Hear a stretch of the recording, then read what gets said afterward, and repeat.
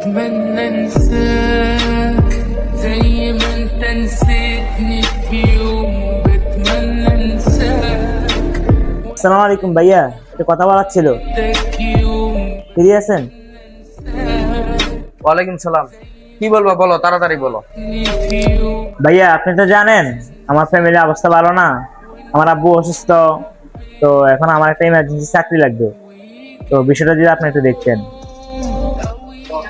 ভাইয়া আপনি কি আমার কথাটা শুনতেছেন? হ্যাঁ বলো, শুনতেছি, বলো। তো ভাইয়া আপনাকে যেটা বলছিলাম, যদি বিষয়টা একটু দেখতেন তাহলে আমার জন্য একটু ভালো হতো আর কি। আচ্ছা ঠিক আছে, তাহলে তুমি আমার বাসায় একটা সিভি পাঠাইও। ঠিক আছে, আমার একটু কাজ আছে, আসি।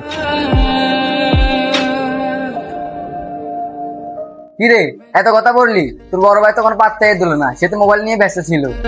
দেখ ওমর, এমন বড় ভাই দিয়ে কিছু হবে না, বুঝছস? তুই নিজেরটা নিজে চেষ্টা কর। আচ্ছা এগুলা বাদ দে, ভাই যেতে বলছে তো সিভিটা দিয়ে দেখি ভাই কি করে দেখি।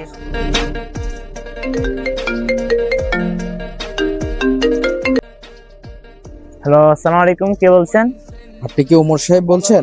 হুম, আপনি কি আকিব সাহেবের কাছে কোনো সিভি জমা দিছিলেন? জি জি স্যার। আপনার তো চাকরিটা হয়ে গেছে, কালকে থেকে আপনার জয়েনিং। ও আচ্ছা, আলহামদুলিল্লাহ। একটু বড় ভাই দেখে, যারা কথা কম বলে কাজটা ঠিকই করে।